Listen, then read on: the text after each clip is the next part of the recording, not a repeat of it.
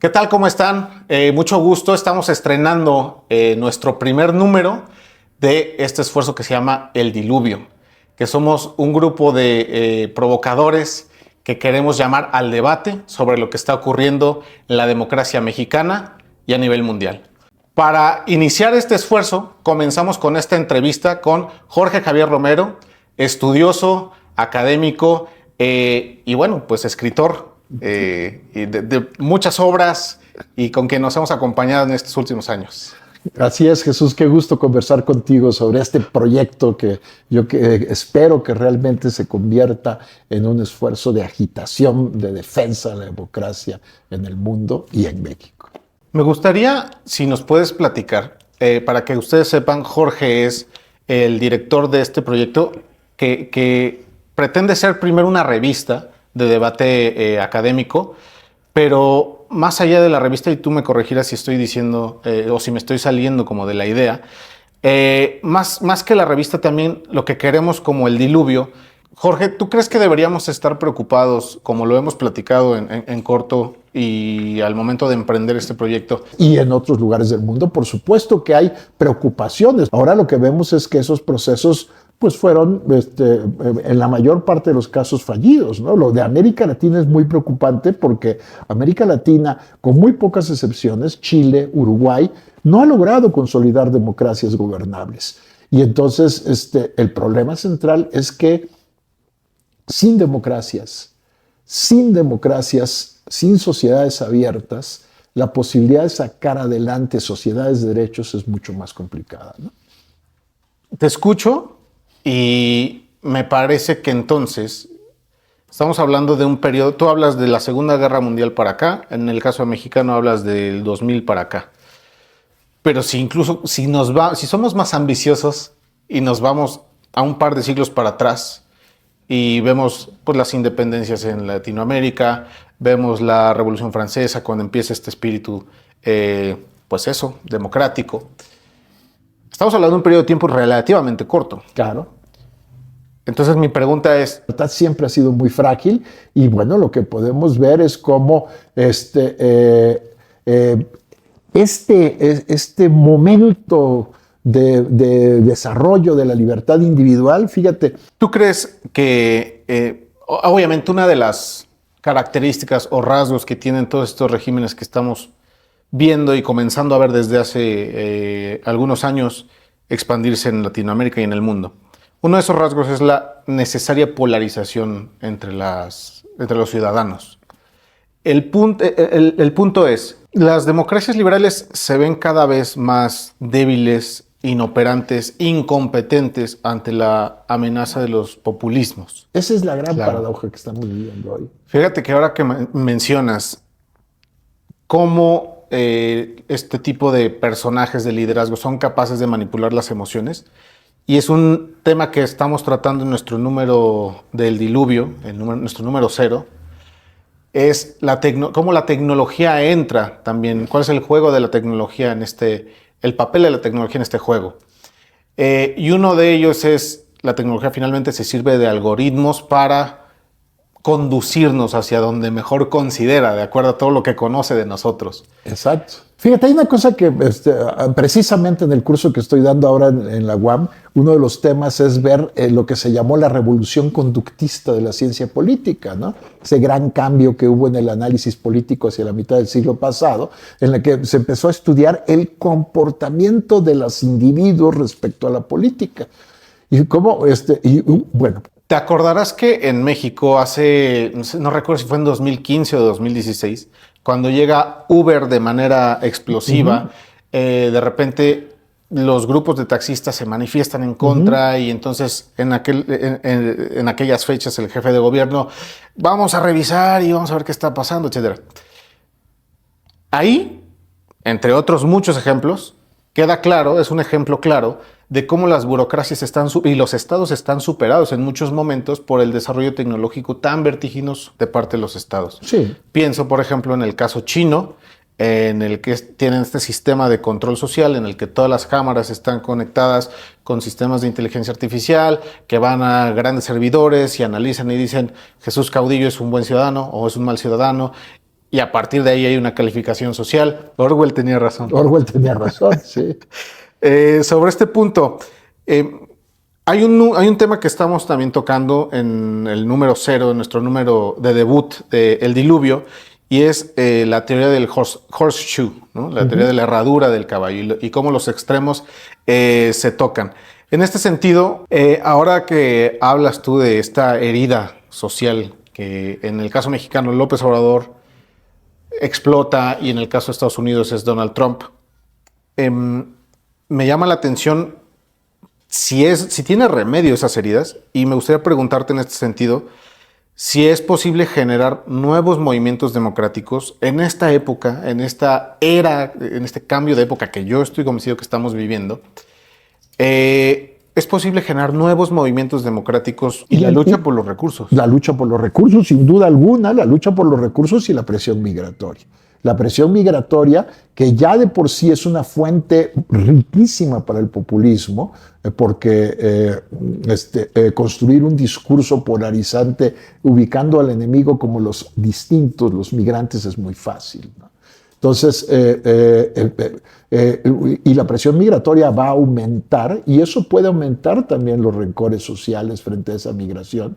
Y lo que a mí, mi temor ahora es que el triunfo de Trump genere una suerte de cadena en los países europeos donde ganen las fuerzas de este corte xenófobo antimigrante, y que podamos empezar a ver grandes tragedias, ¿no? Donde decidan que lo que van a hacer frente a las migraciones es recibirlas a balazos. Claro. Entonces, y frente a eso, yo creo que otra parte importante de las sociedades puede reaccionar. Yo sí creo que tiene que haber espacios para reconstruir la demanda por democracia, pero también creo que tenemos mucho agotamiento, ¿no?, del discurso democrático. Unos dicen que porque no ha cumplido las expectativas. Yo no lo creo así, al contrario. Si analizamos cuáles son los países que han logrado mayores niveles de crecimiento económico, desarrollo, infraestructura e igualdad, todos son democracias avanzadas. Sin embargo, más que las expectativas no cumplidas, el problema de la democracia ahora es la construcción de un discurso que no suene cansino, que no suene aburrido, acartonado, ¿no? Y que sea capaz de contraponerse a la facilidad con la que se construyen los discursos incendiarios desde el lado del populismo, ¿no? Y por ejemplo, ¿qué les diríamos desde El Diluvio con esta visión a personas más jóvenes? Y pienso en mi hija de 14 años. Pienso en mis sobrinos de 17, 18, 20 años que están empezando el camino. Pero así como ellos, hay toda una generación no politizada o politizada a su manera, ¿sí? Con otro tipo de intereses, hiperdigitalizados. ¿Qué crees tú que deberían saber estos grupos de población, estos jóvenes, para intentar o buscar involucrarse en este cambio, en esta era? Yo creo que tenemos que ser capaces de transmitir la experiencia histórica. Eso es muy importante, ¿no? Es decir, contar la historia y la tragedia que significa perder la libertad y perder la democracia, ¿no? Y contar la historia es muy importante. Pero también hay que construir un discurso en positivo.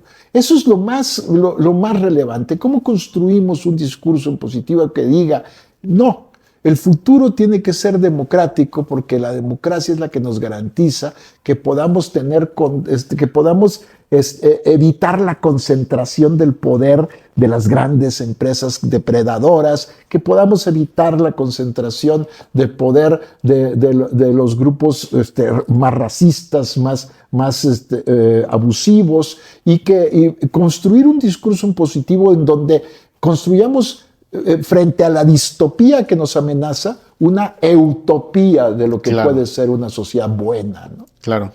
¿Y qué modelos democráticos nos pueden inspirar a estas alturas del siglo XXI? Yo creo que el modelo democrático que ahorita hay que defender y que es la principal inspiración es el modelo democrático de la Unión Europea. un modelo democrático plurinacional, pluriestatal, con muchísimos problemas para construirse, sin duda, y con muchas amenazas internas, pero que finalmente ha logrado construir estados de bienestar donde los derechos son universales y sociedades solidarias. Por supuesto, no es la utopía, no es la sociedad reconciliada, nunca existirá eso, pero el modelo de sociedad más avanzado que ha logrado construir la humanidad son los estados de bienestar europeos. Y esos hay que defenderlos ahora porque están muy amenazados, sin duda alguna, pero también hay que tomarlos como horizonte, ¿no? Sí es posible construir sociedades donde el Estado brinde buenos servicios, donde los derechos sean universales, donde la desigualdad se reduzca, donde la pobreza prácticamente desaparezca. Sí es posible. Tenemos experiencia histórica y esa es la experiencia histórica que hay que reivindicar. Es que ¿sabes qué me pasa, Jorge? Que te escucho cuando hablas de este modelo y hablas de esta posibilidad de construir un sistema justo, igualitario, que respete derechos, y no puedo evitar pensar en los partidos políticos. ¿Por qué? Porque como cuerpos intermedios, por lo menos en el caso mexicano, y asumo la responsabilidad de lo que voy a decir, es que fracasaron como representantes de los intereses de la ciudadanía. Entonces, ¿cómo podemos reconstruir un sistema de democracia? Pues con unos partidos políticos quizá más acotados, incentivando más la participación ciudadana, haciendo de lado estos cuerpos intermedios que, repito, para mí fracasaron en su labor. Sí, bueno, el problema es pensar democracia sin partidos, porque finalmente los partidos son mecanismos de agregación de preferencias y además han servido históricamente para reducir los costos de la información política para la ciudadanía. Pero tienes razón, han envejecido mal. Y yo creo que, por supuesto, que la democracia no puede funcionar sin agregación de demandas y de intereses, claro, y de ideas.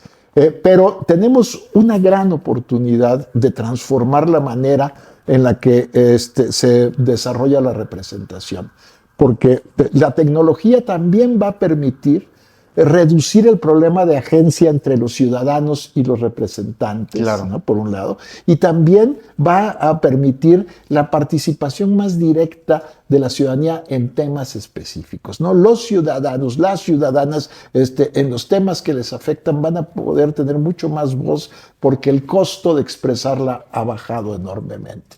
Entonces, por supuesto que necesitamos un proceso de ajuste que no va a ser inmediato, pero las democracias se tienen que adaptar también al cambio tecnológico. Y eso tiene que ver con lo que me preguntabas antes de la relación entre las burocracias y las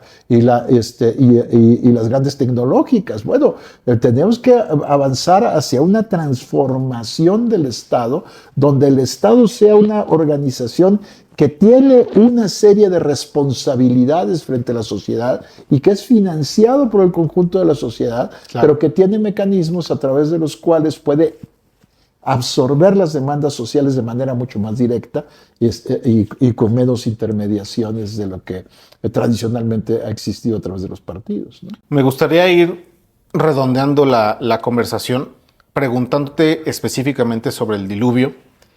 Jorge, para finalizar esta entrevista, me gustaría hacerte una última pregunta y es, ¿con qué nos quedamos? Nos quedamos desde el diluvio con un mensaje de esperanza de cara a la reconstrucción democrática, nos quedamos con un mensaje de advertencia sobre lo que está ocurriendo en México y en diferentes partes del mundo. ¿Con qué nos quedamos? Yo creo que en primer lugar tenemos que estar alertas, sin duda alguna, ¿no? Y construir la resistencia, pero la resistencia no se puede construir desde el pesimismo. Tenemos que tener un mensaje de esperanza. Es decir, la democracia no solo es deseable, sino es posible y la tenemos que construir entre todos. Y esa va a ser la única manera de frenar una gran catástrofe que se puede convertirse en una crisis de violencia, en una gran guerra y la gran catástrofe que también puede irse acumulando a través de la crisis climática. Y yo creo que solamente las democracias pueden detener eso. Y creo que tenemos que saber construir un mensaje de esperanza y positivo que diga que la democracia es la vía para salvar a la humanidad de la crisis en la que está entrando. Pues muchas gracias, Jorge, No, nuestro director de El Diluvio. Pues comenzamos, aquí arrancamos El Diluvio. Arrancamos, Jesús, una aventura que yo espero que tenga largo recorrido, ¿no? Y que además realmente sea capaz de hacer eso, ¿no? De agitar, de provocar una discusión y una reflexión seria, pero también que genere ideas para construir un nuevo camino, ¿no? Muchas gracias, Jorge. Yo quisiera aprovechar el espacio para agradecer a todo el equipo que hace posible El Diluvio, encabezado también por Mauricio Merino, Claro. que nos convoca a este esfuerzo también, nos convocó a este esfuerzo, a todo el equipo que está detrás de la revista. Y muchas gracias por vernos, muchas gracias, Jorge, y aquí seguimos. Jesús, encantado. Muchas gracias. Vamos para adelante.